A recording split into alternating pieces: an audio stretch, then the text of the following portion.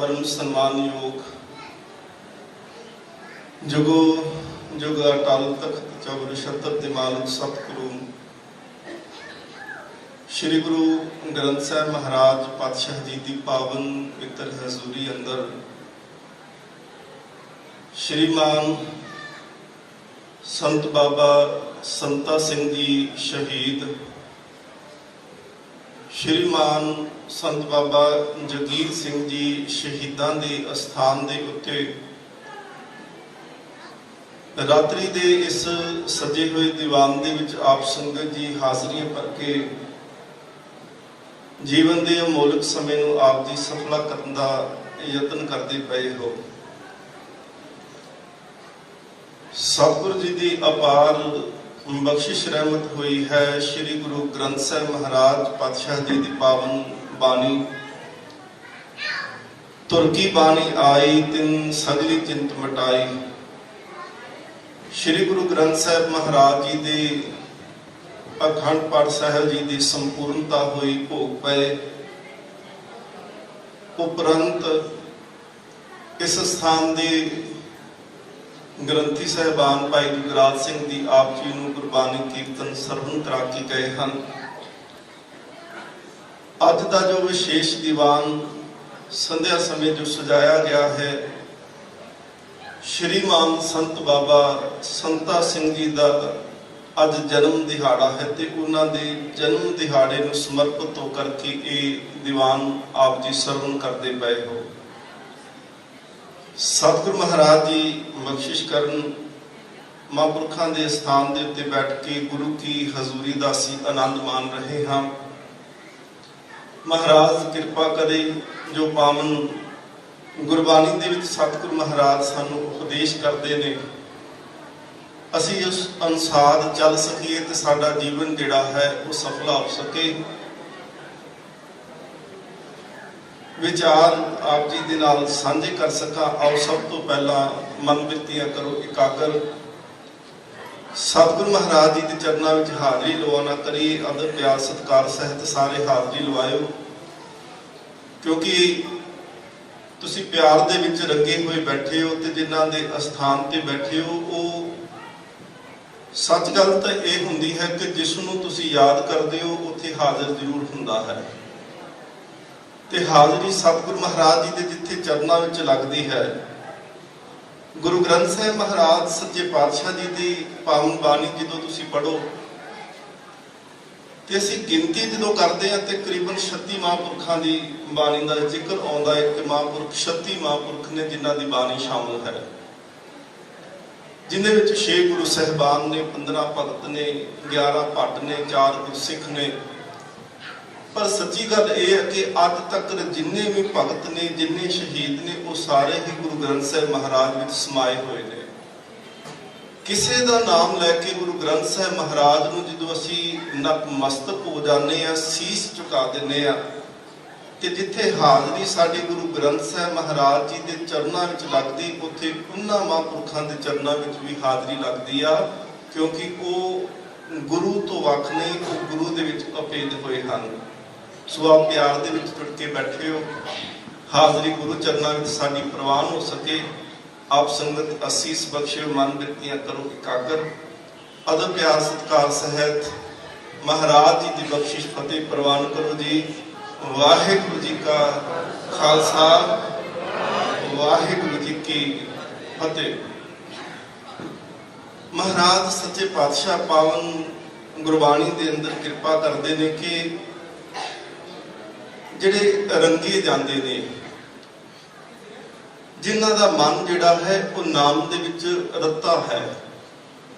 हुक्मनामा भी जो समाप्ति हुई श्री अखंड पाठ साहब जी ते हुक्मनामा भी यही आप जी ने सरवण किया है कि जाको हर रंग लागो इस युग में सो कहियत है सूरा। ताकत कोल होवे, हथियार कोल होवन, किसी दे भी गल जाके पिया जा सकता है, किसी दे उत्ते भी झगड़ा किसी नाल कीता जा सकता है, पर सच दे वास्ते, धर्म दे वास्ते उही जान वार सकता है जिंदा अंदर नाम दे नाल रंगिया पिया है। जे अंदर नहीं रंगिया तो बंदा कदे भी थिड़क सकता है, किते भी डोल सकेगा जी।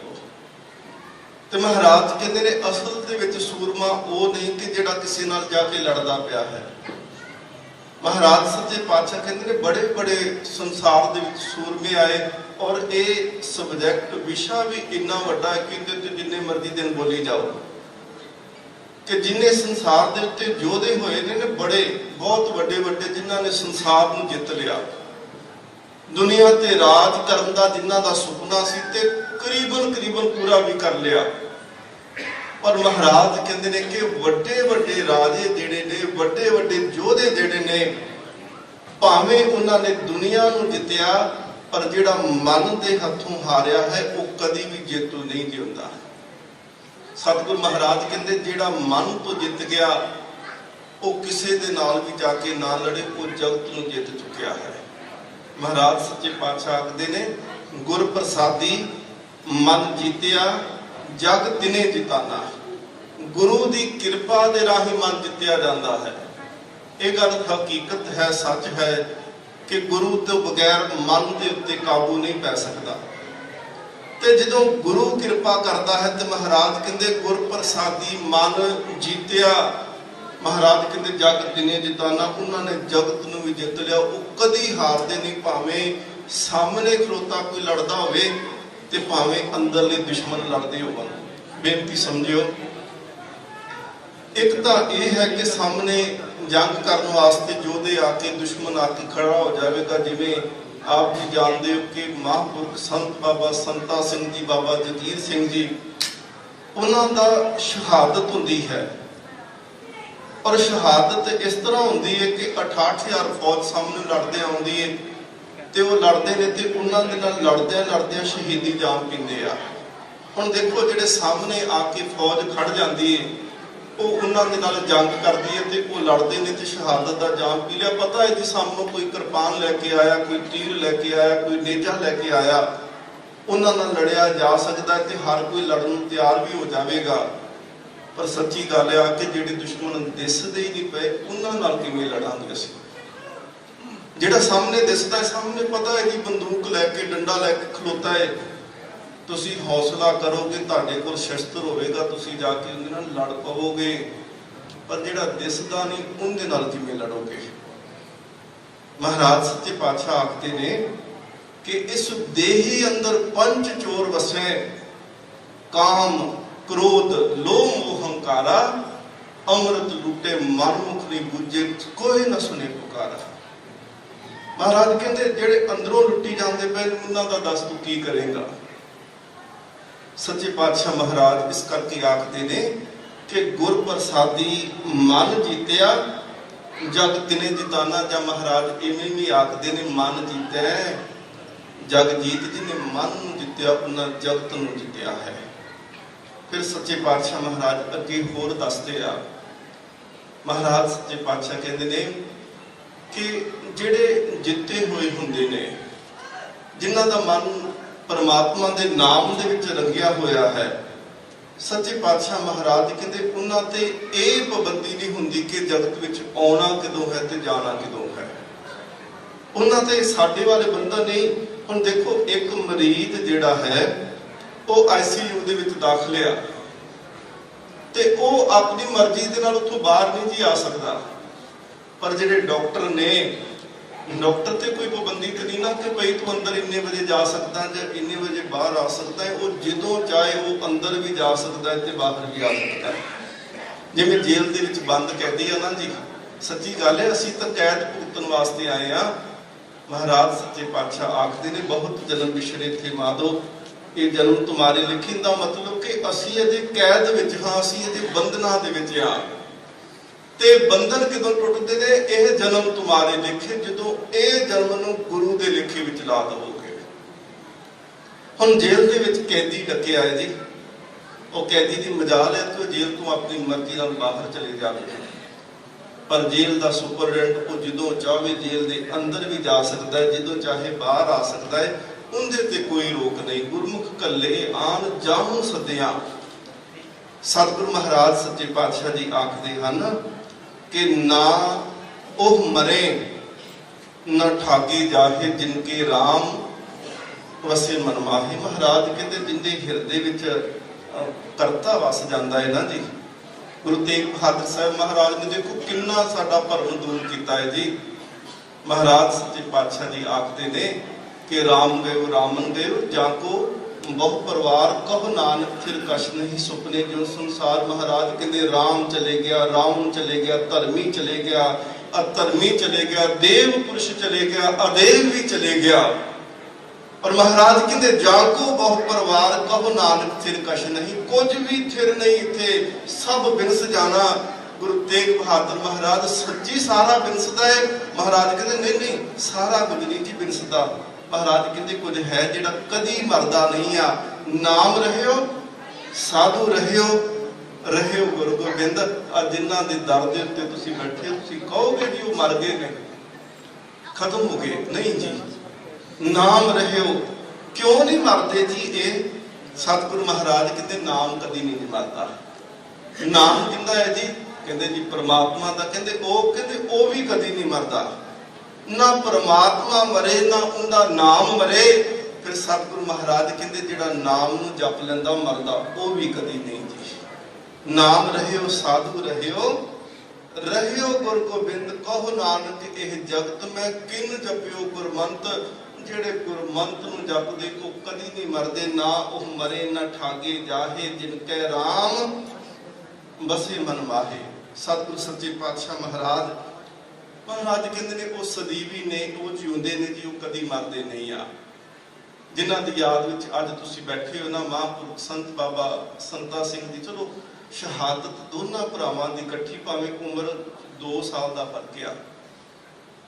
ਬਾਬਾ ਸੰਤਾ ਸਿੰਘ ਜੀ ਸ਼ਹੀਦ, ਉਹ 2 ਸਾਲ ਵੱਡੇ ਨੇ। ਬਾਬਾ ਜਗੀਰ ਸਿੰਘ ਉਮਰ ਕਰਕੇ 2 ਸਾਲ ਛੋਟੇ ਨੇ। ਪਰ ਆਪ ਜੀ ਨੂੰ ਸ਼ਾਇਦ ਪਤਾ ਹੋਵੇ ਕਿ ਸ਼ਹੀਦ ਦਾ ਰੁਤਬਾ ਜਿਹੜਾ ਹੈ ਉਹ ਬਹੁਤ ਜ਼ਿਆਦਾ ਵੱਡਾ ਹੈ। ਉਹਦੇ ਬਰਾਬਰ ਤਾਂ ਕਿਸੇ ਨਾਲ ਵੀ ਨਹੀਂ ਕੀਤੀ ਜਾ ਸਕਦੀ। ਇੱਥੋਂ ਤੱਕ ਕਹਿੰਦੇ ਨੇ ਕਿ ਸ਼ਹੀਦ ਜਿਹੜਾ ਹੈ ਉਹਦਾ ਰੁਤਬਾ ਸਭ ਤੋਂ ਵੱਡਾ ਤਾਕਤਵਰ ਪਤਾ ਕਿਹਨੂੰ ਕਹਿੰਦੇ ਨੇ? ਨਾ ਦੇਵੀਆਂ ਨੂੰ ਨਾ ਦੇਵਤਿਆਂ ਨੂੰ। ਕਹਿੰਦੇ ਦੇਵਤੇ ਵੀ ਕਾਲ ਦੇ ਵਸ ਨੇ। ਤੁਸੀਂ ਪੜ੍ਹਦੇ ਹੋ ਰੋਜ਼, ਕਾਲ ਪਾਏ ਬ੍ਰਹਮਾ ਬਪਤਰਾ, ਕਾਲ ਪਾਏ ਸ਼ਿਵਜੂ ਅਵਤਾਰਾ, ਕਾਲ ਪਾਏ ਕਰ ਵਿਸ਼ਨ ਪ੍ਰਕਾਸ਼ਾ ਸਕਲ। ਕਹਿੰਦੇ ਸਾਰਾ ਕੁਝ ਕਾਲ ਦੇ ਵਸ ਵਿੱਚ ਹੈ ਨਾ। ਤੇ ਕਾਲ ਕਿਹਨੂੰ ਕਹਿੰਦੇ? ਕਹਿੰਦੇ ਜਮਦੂਤ ਵੀ ਕਾਲ ਹੈ। ਜਮਦੂਤ ਦੀ ਤਾਕਤ ਬਹੁਤ ਵੱਡੀ ਆ। ਪਰ ਕਹਿੰਦੇ ਨੇ ਜਮਦੂਤ ਜਿਹੜੇ ਨੇ ਉਹ ਵੀ ਸ਼ਹੀਦ ਦੇ ਵਸ ਦੇ ਵਿੱਚ ਨੇ। ਜੇ ਕਿਤੇ ਜਾਣਾ ਹੋਵੇ ਤੇ ਸ਼ਹੀਦ ਤੋਂ ਇਜਾਜ਼ਤ ਲੈ ਕੇ ਜਾਂਦੇ ਆ। ਇਤਿਹਾਸ ਦੇ ਵਿੱਚ ਇੱਕ ਵਾਕਿਆ ਆਉਂਦਾ ਹੈ ਜੀ, ਮਹਾਂਪੁਰਖਾਂ ਦੇ ਇਤਿਹਾਸ ਤੋਂ ਪਹਿਲਾਂ ਥੋੜਾ ਜਿਹਾ, ਕਿ ਸ਼ਹੀਦ ਹੈ ਕੌਣ, ਉਹਨਾਂ ਦੀ ਤਾਕਤ ਕੀ ਹੈ, ਕਿਉਂ ਅਸੀਂ ਆ ਕੇ ਉਹਨਾਂ ਦੇ ਅੱਗੇ ਸਿਰ ਝੁਕਾਉਂਦੇ ਹਾਂ, ਕੀ ਲੋੜ ਕੀ ਹੈ ਉਹਨਾਂ ਦੇ ਅੱਗੇ ਝੁਕਣ ਦੀ। ਗੁਰੂ ਗੋਬਿੰਦ ਸਿੰਘ ਸੱਚੇ ਪਾਤਸ਼ਾਹ ਮਹਾਰਾਜ ਚਲੋ ਅਨੰਦਪੁਰ ਸਾਹਿਬ ਨੂੰ 7 ਮਹੀਨੇ ਘੇਰਾ ਪਿਆ। ਮਹਾਰਾਜ ਨੇ ਪੋਹ ਦੇ ਮਹੀਨੇ ਵਿੱਚ ਅਨੰਦਪੁਰ ਸਾਹਿਬ ਛੱਡਿਆ। ਮਹਾਰਾਜ ਦਾ ਪਰਿਵਾਰ ਸਰਸਾਂ ਦੇ ਕੰਢੇ ਤੇ ਵਿਛੜਿਆ। 3 ਹਿੱਸਿਆਂ 'ਚ ਪਰਿਵਾਰ ਹੋਇਆ। ਮਹਾਰਾਜ ਚਮਕੌਰ ਦੀ ਗੜੀ ਦੇ ਵਿੱਚ 40 ਸਿੰਘ, 2 ਪੁੱਤਰ, 3 ਪਿਆਰੇ, ਇਹ ਸ਼ਹੀਦ ਕਰਾ ਕੇ ਮਹਾਰਾਜ ਉੱਥੋਂ ਨਿਕਲੇ ਆ। 2 ਪੁੱਤਰ ਮਾਤਾ ਸਰਹੰਦ ਦੀਆਂ ਨੀਹਾਂ ਦੇ ਵਿੱਚ ਸ਼ਹੀਦ ਹੋ ਗਏ। ਸਤਿਗੁਰ ਸੱਚੇ ਪਾਤਸ਼ਾਹ ਮਹਾਰਾਜ ਰਾਏ ਕੱਲੇ ਦੇ ਕੋਲ ਗਏ। ਉੱਥੇ ਮਹਾਰਾਜ ਨੂੰ ਸਾਰਾ ਪਤਾ ਲੱਗਾ ਕਿ ਕਿਵੇਂ ਮੇਰੇ ਲਾਲ ਸ਼ਹੀਦ ਹੋਏ ਨੇ।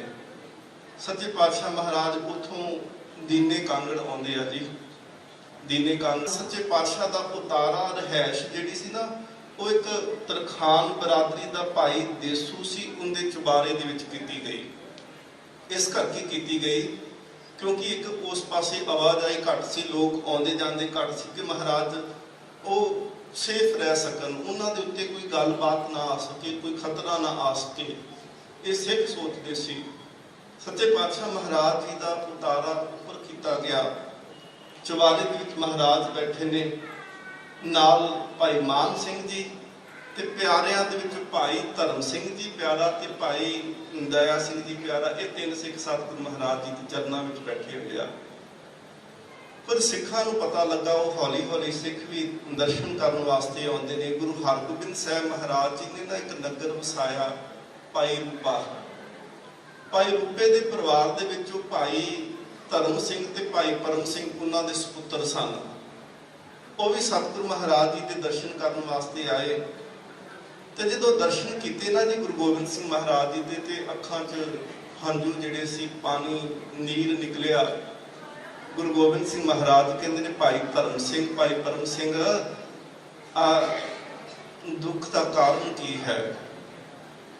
ਕਹਿੰਦੇ ਮਹਾਰਾਜ ਜਦੋਂ ਅਨੰਦਪੁਰ ਸਾਹਿਬ ਜਾਂਦੇ ਸਾਂ ਤੇ ਉਦੋਂ ਬੜੀਆਂ ਰੌਣਕਾਂ ਹੁੰਦੀਆਂ ਸੀ, ਆਪ ਜੀ ਬੈਠੇ ਹੁੰਦੇ ਸੀ, ਲੱਖਾਂ ਸੰਗਤਾਂ ਆਪ ਜੀ ਦੇ ਚਰਨਾਂ 'ਚ ਸਿਰ ਰੱਖਦੀਆਂ ਸਨ। ਮਹਾਰਾਜ ਹਾਥੀ ਚੌਰ ਕਰਦਾ ਸੀ। ਅੱਜ ਆਪ ਜੀ ਇਕੱਲੇ ਬੈਠੇ ਹੋ, 3 ਸਿੱਖ ਕੋਲ ਨੇ। ਮਹਾਰਾਜ ਸੱਚੇ ਪਾਤਸ਼ਾਹ ਕਹਿੰਦੇ, ਉਹਨਾਂ ਨੇ ਮਹਾਰਾਜ ਜੀ ਨੇ ਆਖਿਆ, ਕਹਿਣ ਲੱਗੇ ਇਹ 4 ਲੀਕਾਂ ਜ਼ਮੀਨ ਤੇ ਭਾਈ ਦਇਆ ਸਿੰਘ ਨੂੰ ਕਿਹਾ, ਪਿਆਰਿਆਂ ਨੂੰ, ਕਹਿੰਦੇ 4 ਲੀਕਾਂ ਵਾਓ। ਉਹਨਾਂ ਨੇ 4 ਲੀਕ ਮਿਟਾ ਦਿੱਤੀ, ਫਿਰ ਬਣਾ ਕੇ।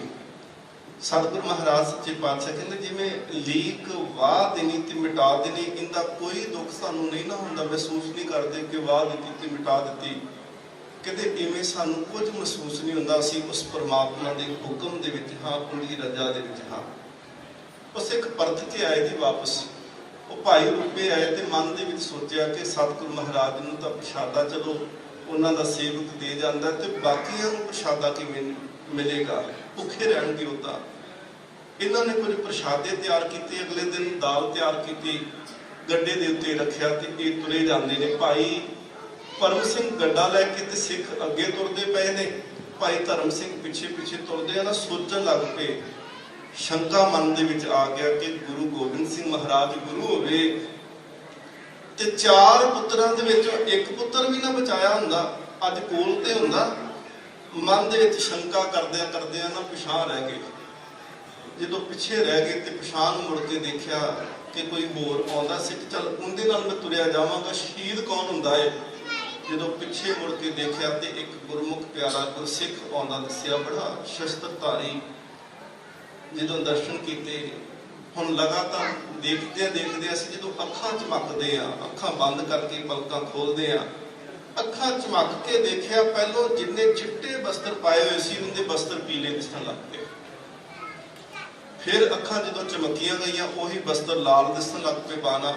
ਫਿਰ ਉਹੀ ਬਸਤਰ ਜਿਹੜੇ ਸੀ ਉਹ ਨੀਲੇ ਦਿਸਣੇ ਸ਼ੁਰੂ ਹੋਏ।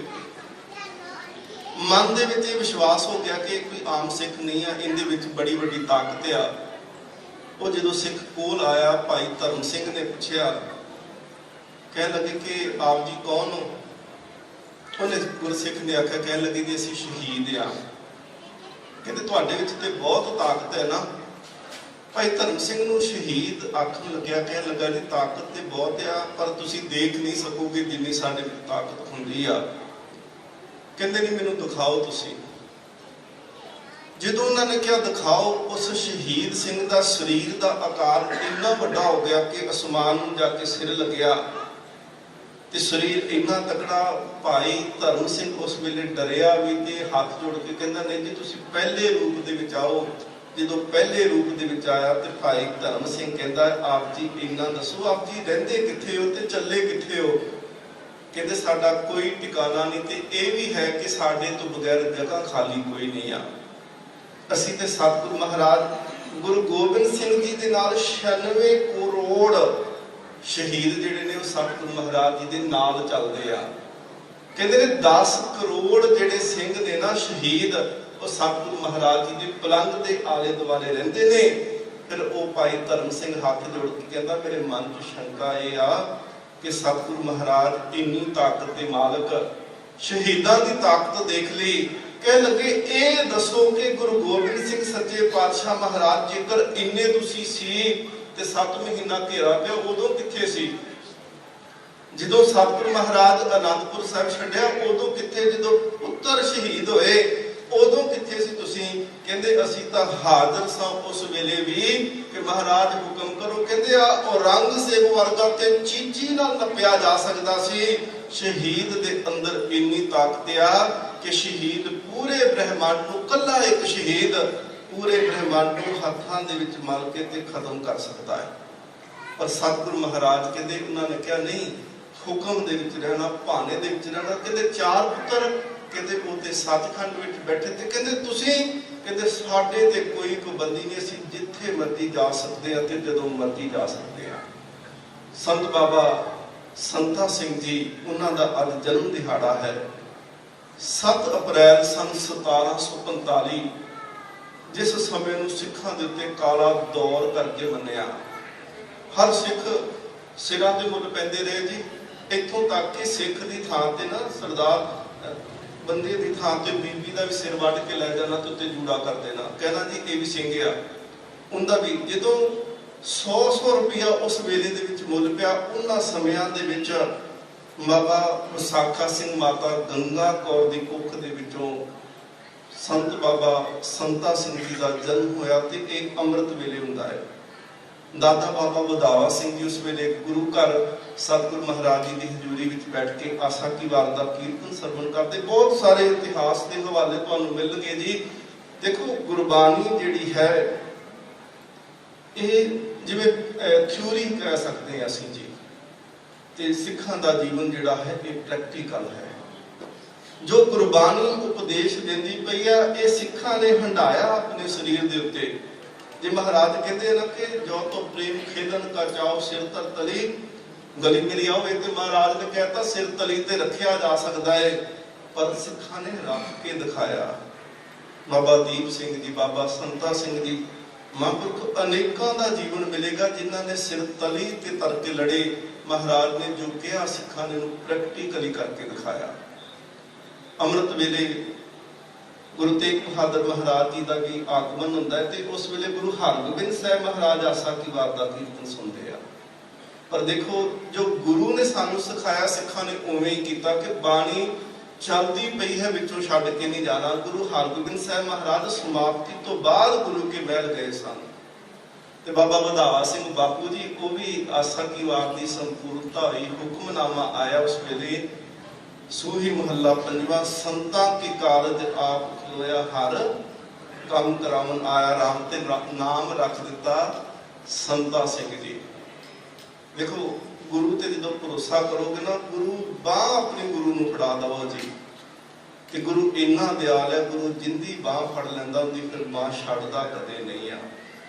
बच्चा मेले दे विच मापियां दी उंगल फड़ के तुरे ते कोई धक्का लग जाए तो उंगल छुट जाती है, डिग जाता है, गवाच जाता है।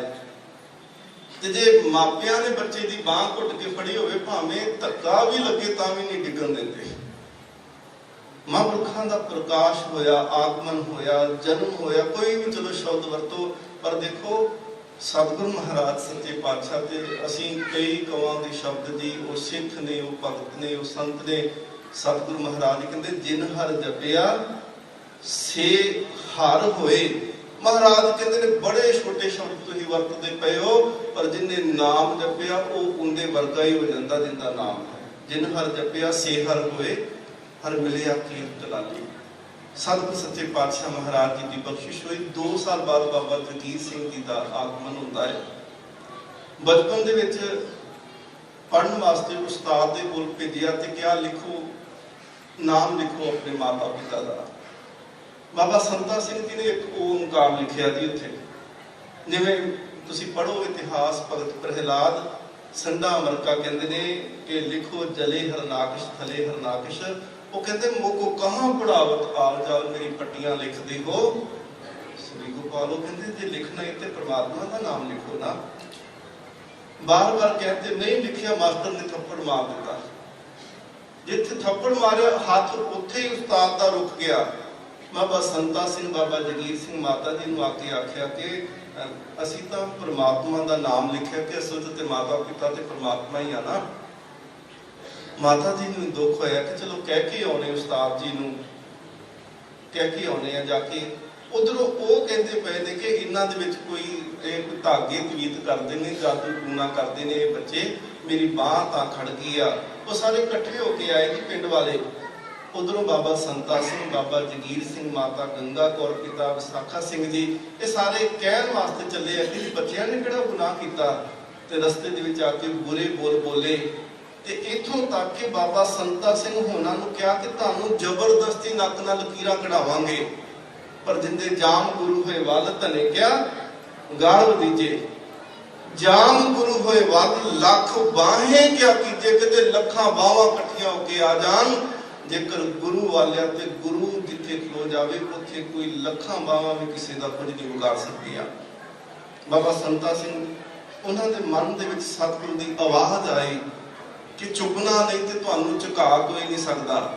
ਬਾਬਾ ਸੰਤਾ ਸਿੰਘ ਜੀ ਨੂੰ ਕਹਿੰਦੇ 20 ਬੰਦਿਆਂ ਨੇ ਫੜ ਕੇ ਬਾਬਾ ਜਗੀਰ ਸਿੰਘ ਉਹਨਾਂ ਨੂੰ ਥੱਲੇ ਝੁਕਾਉਣ ਦਾ ਯਤਨ ਕੀਤਾ ਕਿ ਅੱਜ ਲਕੀਰਾਂ ਕਢਾ ਕੇ ਜਾਵਾਂਗੇ, ਪਰ ਸੱਚੀ ਗੱਲ ਕਿ ਉਹਨਾਂ ਨੂੰ ਉਹ ਝੁਕਾ ਨਹੀਂ ਸਕੇ। ਲੱਖ ਬਾਹੀ ਕਹਿ ਕੇ ਜੇ ਸੱਚਮੁੱਚ ਬਾਣੀ ਦੀ ਪੰਕਤੀ ਜਿਹੜੀ ਉੱਥੇ ਉਹ ਪ੍ਰਮਾਣ ਦੇ ਤੌਰ ਤੇ ਆ ਜਾਂਦੀ ਆ।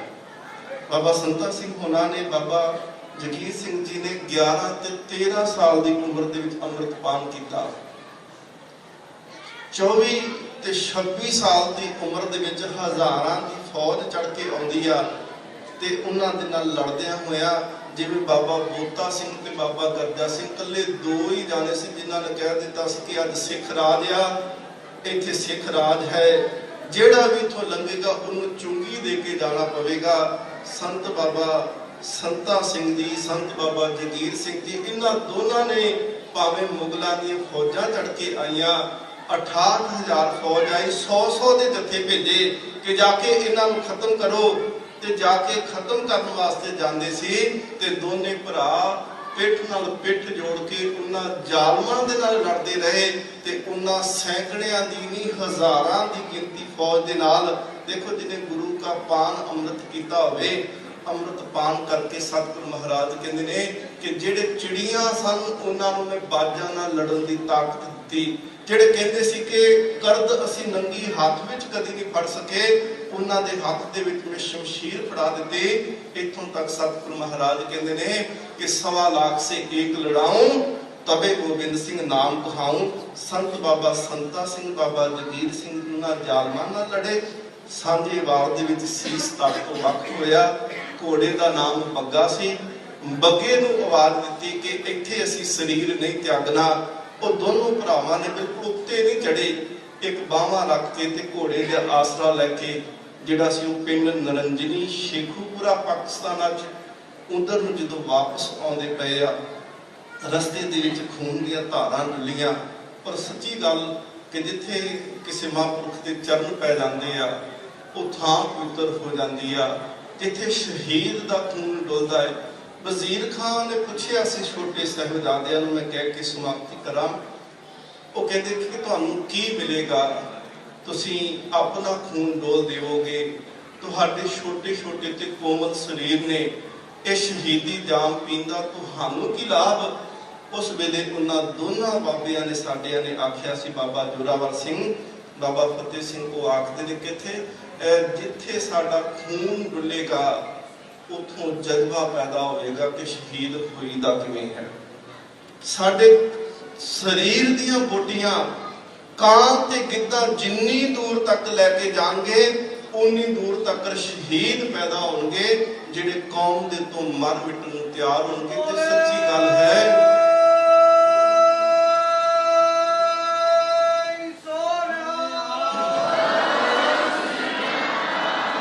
ਔਰ ਸੱਚੀ ਗੱਲ ਹੈ ਕਿ ਜਿੱਥੇ ਸ਼ਹੀਦ ਦਾ ਖੂਨ ਡੋਲਦਾ ਹੈ ਉਹ ਧਰਤੀ ਪਵਿੱਤਰ ਹੋ ਜਾਂਦੀ ਹੈ। शहीद की जो मौत है वो कौम की हयात है। जे हयात तो हयात, जे मौत भी हयात है। सतगुरु सच्चे पातशाह महाराज बख्शिश रहमत करन। आप उन्हां शहीदां दी याद विच जुड़ के बैठे हो जिन्होंने सिक्खी दे वास्ते शहादत दा जाम पीता और अपना तन वार के गुरबानी के अर्थ जिहड़े सिर करके दिखाए कि भावें लखां बाहां चढ़ के आउण, जे गुरु वाल होवे तां ओह लखां बाहां भी कुछ नहीं बिगाड़ सकदियां। सतगुरु महाराज जी के बचन उन्हां दी व्याख्या कर दी, जो तो प्रेम खेलन का जाओ, सिर तर तली गली मेरी आओ। सतगुरु महाराज बख्शिश रहमत करन। जिथे वो महान ने शहीद, उथे सतगुरु महाराज कहते धन धन पिता, धन धन कुल, धन धन सो जननी जिन गुरु जनिया माए। माँ धन माता गंगा कौर जी, पिता धन बाबा विसाखा संघ जी, और कुल धन जिस कुल दे विच एक गुरमुख प्यारिਆਂ ਦਾ जन्म होया। सत्कारयोग साबे वीर जी श्रीमान संत बाबा कुलदीप सिंह जी जो शरीर करके ते नहीं पर वो आत्मा करके साडे विच ही विराजमान ने। श्रीमान संत बाबा जसवंत सिंह जी, सबना प्रबंधक सजना का धन्यवाद। आप सारी संगत का धन्यवाद। सतगुरु महाराज बख्शिश रहमत कर सबना दी हाजिरी दर ते प्रवान करन। महापुरख ਬਾਬਾ ਯਾਦਵਿੰਦਰ ਸਿੰਘ ਜੀ ਨਾਨਕਸਰ ਕਲੇਰਾਂ ਤੋਂ, ਉਹਨਾਂ ਨੇ ਆਪ ਸੰਗਤਾਂ ਦੇ ਦਰਸ਼ਨ ਕਰਨੇ ਨੇ। ਬੇਨਤੀ ਹੈ ਬੜੇ ਪਿਆਰ ਸਤਿਕਾਰ ਸਹਿਤ ਆਪ ਜੀ ਬੈਠ ਕੇ ਸਰਵਣ ਕਰਿਓ ਜੀ। ਹੋਈਆਂ ਬੇਅੰਤ ਕੁੱਲਾਂ ਦੀ ਖਿਮਾ ਸਭਨਾਂ ਦਾ ਧੰਨਵਾਦ। ਕੋਟਾਨ ਕੋਟ ਸ਼ੁਕਰ ਧੰਨ ਗੁਰੂ ਗ੍ਰੰਥ ਸਾਹਿਬ ਸੱਚੇ ਪਾਤਸ਼ਾਹ ਮਹਾਰਾਜ ਜੀ ਦਾ। ਹੋਈਆਂ ਬੇਅੰਤ ਕੁੱਲਾਂ ਦੀ ਖਿਮਾ ਅਸੀਸ ਬਖਸ਼ੋ ਬਲਾਓ ਫਤਿਹ। ਵਾਹਿਗੁਰੂ ਜੀ ਕਾ ਖਾਲਸਾ, ਵਾਹਿਗੁਰੂ ਜੀ ਕੀ ਫਤਿਹ। ਜਨ ਪਰ ਪਕਾਰੀ ਆਏ, ਜੀ ਦਾਨ ਦੇ ਭਗਤੀ ਲਾਏ, ਹਰ ਸਿਉ ਲੈਣ ਮਿਲਾਏ। ਸਤ ਸੰਗਿਓ ਗੁਰੂ ਸਾਹਿਬ ਦੀ ਕਿਰਪਾ ਦੁਆਰਾ ਇਹ ਸਾਡੇ ਬੜੇ ਹੀ ਸਤਿਕਾਰਯੋਗ ਸਾਡੇ ਵੀਰ ਜੀ ਭਾਈ ਅਮਰਿੰਦਰ ਸਿੰਘ, ਜਦੋਂ ਇਹਨਾਂ ਨੂੰ ਅਸੀਂ ਯਾਦ ਕਰੀਦਾ ਉਦੋਂ ਹੀ ਮਹਾਂਪੁਰਖਾਂ ਦੇ ਸਥਾਨ ਤੇ ਹਾਜ਼ਰੀਆਂ ਭਰਦੇ ਹਨ। ਅਸੀਂ ਇਹਨਾਂ ਦਾ ਤਹਿ ਦਿਲੋਂ ਸ਼ੁਕਰਾਨਾ ਕਰਦੇ ਹਾਂ ਅਤੇ ਗੁਰੂ ਸਾਹਿਬ ਦੀ ਕਿਰਪਾ ਦੁਆਰਾ ਹੁਣ ਸਾਡੇ ਰੂਬਰੂ ਗੁਰੂ ਪਿਆਰੇ ਬਾਬਾ ਯਾਦਵਿੰਦਰ ਸਿੰਘ ਜੀ ਨਾਨਕਸਰ ਵਾਲੇ, ਜੋ ਕਿ ਧੰਨ ਧੰਨ ਬਾਬਾ ਆਨੰਦ ਸਿੰਘ ਜੀ ਮਹਾਰਾਜ ਦੇ ਪਾਵਨ ਪਵਿੱਤਰ ਸਥਾਨਾਂ ਤੋਂ ਆਏ ਨੇ। ਆਓ ਸਤ ਸੰਗਿਓ, ਮੇਰੀ ਬੇਨਤੀ ਹੈ ਕਿ ਜੇ ਕੋਈ ਸਾਧ ਸੰਗਤ ਲੰਗਰ ਹਾਲ ਵਿੱਚ ਹੈ ਜਾਂ ਕਿਤੇ ਵੀ ਹੈ, ਆ ਕੇ ਦੀਵਾਨ ਹਾਲ ਵਿੱਚ ਸੱਜਣ ਦੀ ਕਿਰਪਾਲਤਾ ਕਰਨੀ। ਔਰ ਮਹਾਂਪੁਰਖ ਆਪ ਜੀਆਂ ਨੂੰ ਗੁਰੂ ਸ਼ਬਦ ਨਾਲ ਜੋੜ ਕੇ ਮਹਾਂਪੁਰਖਾਂ ਦੇ ਜੀਵਨ ਦੀ ਝਲਕੀਆਂ ਧਾਰਨਾ